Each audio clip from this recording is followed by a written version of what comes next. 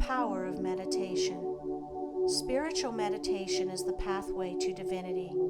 It is the mystic ladder which reaches from earth to heaven, from error to truth, from pain to peace. Every saint has climbed it. Every sinner must sooner or later come to it. And every weary pilgrim that turns his back upon self and the world and sets his face resolutely toward the Father's home must plant his feet upon its golden rounds. Without its aid you cannot grow into the divine state, the divine likeness, the divine peace, and the fadeless glories and unpolluting joys of truth will remain hidden from you. Meditation is the intense dwelling, in thought, upon an idea or theme, with the object of thoroughly comprehending it. And whatsoever you constantly meditate upon, you will not only come to understand, but will grow more and more into its likeness, for it will become incorporated into your very being, will become, in fact, your very self. If, therefore, you constantly dwell upon that which is selfish and debasing, you will ultimately become selfish and debased. If you ceaselessly think upon that which is pure and unselfish, you will surely become pure and unselfish. Tell me what that is upon which you most frequently and intensely think, that to which, in your silent hours, your soul most naturally turns, and I will tell you to what place of pain or peace you are traveling, and whether you are growing into the likeness of the divine or the bestial. There is an unavoidable tendency to become literally the embodiment of that quality upon which one most constantly thinks. Let therefore the object of your meditation be above and not below, so that every time you revert to it in thought, you will be lifted up. Let it be pure and unmixed with any selfish element. So shall your heart become purified and drawn nearer to truth, and not defiled and dragged more hopelessly into error. Meditation, in the spiritual sense in which I am now using it, is the secret of all growth in spiritual life and knowledge. Every prophet, sage, and savior became such by the power of meditation. Buddha meditated upon the truth until he could say, "I am the truth." Jesus brooded upon the divine immanence until at last he could declare, "I and my Father are one." Meditation centered upon divine realities is the very essence and soul of prayer. It is the silent reaching of the soul toward the eternal. Mere petitionary prayer without meditation is a body without a soul, and is powerless to lift the mind and heart above sin and affliction. If you are daily praying for wisdom, for peace, for loftier purity and a fuller realization of truth, and that for which you pray is still far from you, it means that you are praying for one thing while living out in thought and act another. If you will cease from such waywardness, taking your mind off those things the selfish clinging to, which debars you from the possession of the stainless realities for which you pray, if you will no longer ask God to grant you that which you do not deserve, or to bestow upon you that love and compassion which you refuse to bestow upon others, but will commence to think and act in the spirit of truth, you will day by day be growing into those realities, so that ultimately you will become one with them. He who would secure any worldly advantage must be willing to work vigorously for it, and he would be foolish indeed who waited with folded hands, expected it to come to him for the mere asking. Do not then vainly imagine that you can obtain the heavenly possessions without making an effort. Only when you commence to work earnestly in the kingdom of truth will you be allowed to partake of the bread of life, and when you have, by patient and uncomplaining effort, earned the spiritual wages for which you ask, they will not be withheld from you. If you really seek truth, and not merely your own gratification, if you love it above all worldly pleasures and gains, more even than happiness itself, you will be willing to make the effort necessary for its achievement. If you would be freed from sin and sorrow, if you would taste of that spotless purity for which you sigh and pray, if you would realize wisdom and knowledge, and would enter into the possession of profound and abiding peace, come now and enter the path of meditation, and let the supreme object of your meditation be truth. At the outset, meditation must be distinguished from idle reverie. There is nothing dreamy and unpractical about it. It is a process of searching and uncompromising thought, which allows nothing to remain but the simple and naked truth. Thus meditating, you will no longer strive to build yourself up in your prejudices, but forgetting self, you will remember only that you are seeking the truth. And so you will remove, one by one, the errors which you have built up around yourself in the past, and will patiently wait for the revelation of truth, which will come when your errors have been sufficiently removed. In the silent humility of your heart, you will realize that there is an inmost center in us all, where truth abides in fullness and around. Wall upon wall, the gross flesh hems it in. This perfect, clear perception, which is truth, a baffling and perverting carnal mesh, blinds it and makes all error, and to know, rather consists in opening out a way whence the imprisoned splendor may escape, thus in effecting entry for a light, supposed to be without. Select some portion of the day in which to meditate, and keep that period sacred to your purpose. The best time is the very early morning, when the spirit of repose is upon everything. All natural conditions will then be in your favor. The passions, after the long bodily fast of the night, will be subdued. The excitements and worries of the previous day will have died away, and the mind, strong and yet restful, will be receptive to spiritual instruction. Indeed, one of the first efforts you will be called upon to make will be to shake off lethargy and indulgence, and if you refuse, you will be unable to advance, for the demands of the Spirit are imperative. To be spiritually awakened is also to be mentally and physically awakened. The sluggard and the self-indulgent can have no knowledge of truth. He who, possessed of health and strength, wastes the calm, precious hours of the silent morning in drowsy indulgence is totally unfit to climb the heavenly heights. He whose awakening consciousness has become alive to its lofty possibilities, who is beginning to shake off the darkness of ignorance in which the world is enveloped, rises before the stars have ceased their vigil, and grappling with the darkness within his soul, strives, by holy aspiration, to perceive the light of truth while the unawakened world dreams on. The heights by great men reached and kept were not attained by sudden flight, but they, while their companions slept, were toiling upward in the night. No saint, no holy man, no teacher of truth ever lived who did not rise early in the morning. Jesus habitually rose early and climbed the solitary mountains to engage in Holy Communion. Buddha always rose an hour before sunrise and engaged in meditation, and all his disciples were enjoined to do the same. If you have to commence your daily duties at a very early hour, and are thus debarred from giving the early morning to systematic meditation, try to give an hour at night, and should this, by the length and laboriousness of your daily task, be denied you, you need not despair, for you may then turn your thoughts upward in holy meditation in the intervals of your work, or in those few idle minutes which you now waste in aimlessness. And should your work be of that kind which becomes by practice automatic, you may meditate while engaged upon it. That eminent Christian saint and philosopher, Jacob Boehme, realized his vast knowledge of divine things whilst working long hours as a shoemaker.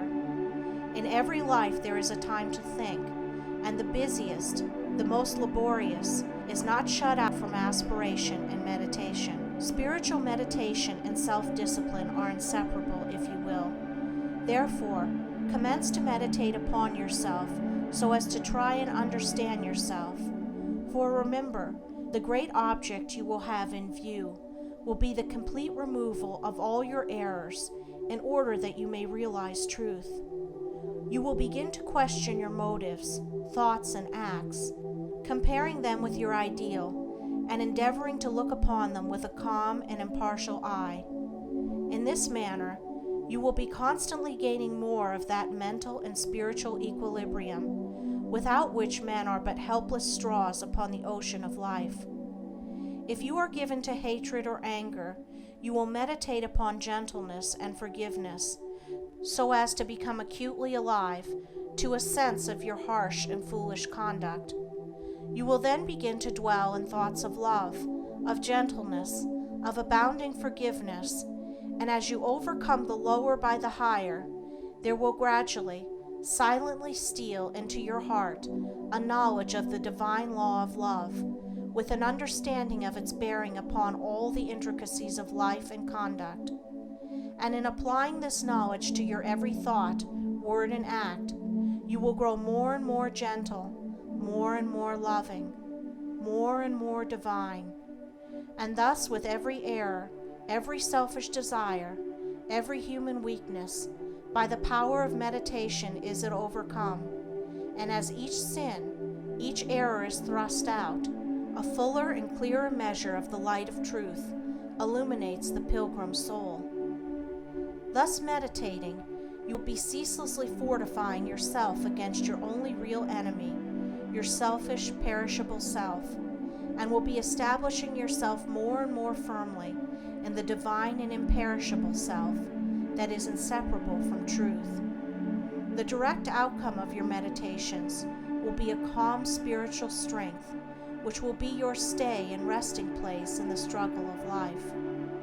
Great is the overcoming power of holy thought, and the strength and knowledge gained in the hour of silent meditation will enrich the soul with saving remembrance in the hour of strife, of sorrow, or of temptation. As, by the power of meditation, you grow in wisdom, you will relinquish more and more your selfish desires, which are fickle, impermanent, and productive of sorrow and pain, and will take your stand with increasing steadfastness and trust upon unchangeable principles, and will realize heavenly rest. The use of meditation is the acquirement of a knowledge of eternal principles, and the power which results from meditation is the ability to rest upon and trust those principles, and so become one with the eternal. The end of meditation is, therefore, direct knowledge of truth, God, and the realization of divine and profound peace. Let your meditations take their rise from the ethical ground which you now occupy. Remember that you are to grow into truth by steady perseverance. If you are an Orthodox Christian, meditate ceaselessly upon the spotless purity and divine excellence of the character of Jesus, and apply his every precept to your inner life and outward conduct, so as to approximate more and more toward his perfection. Do not be as those religious ones who, refusing to meditate upon the law of truth and to put into practice the precepts given to them by their master, are content to formally worship, to cling to their particular creeds, and to continue the ceaseless round of sin and suffering. Strive to rise, by the power of meditation, above all selfish clinging to partial gods or party creeds, above dead formalities and lifeless ignorance.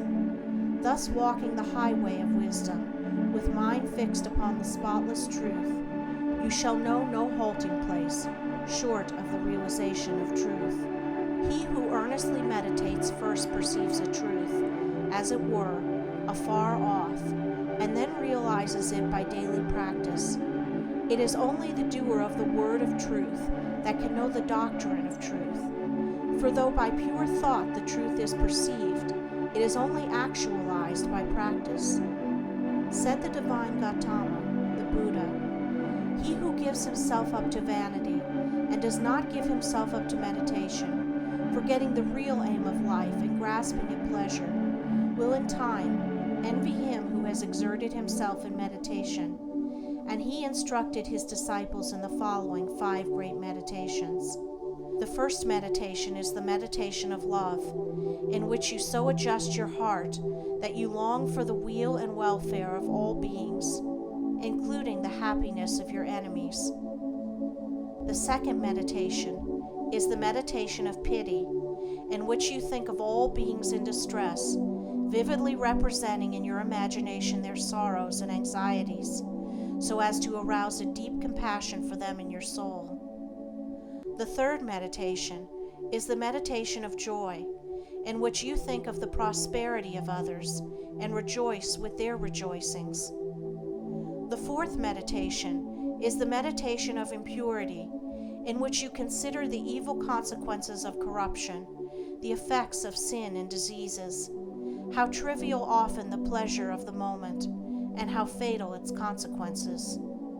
The fifth meditation is the meditation on serenity, in which you rise above love and hate, tyranny and oppression, wealth and want, and regard your own fate with impartial calmness and perfect tranquility. By engaging in these meditations, the disciples of the Buddha arrived at a knowledge of the truth.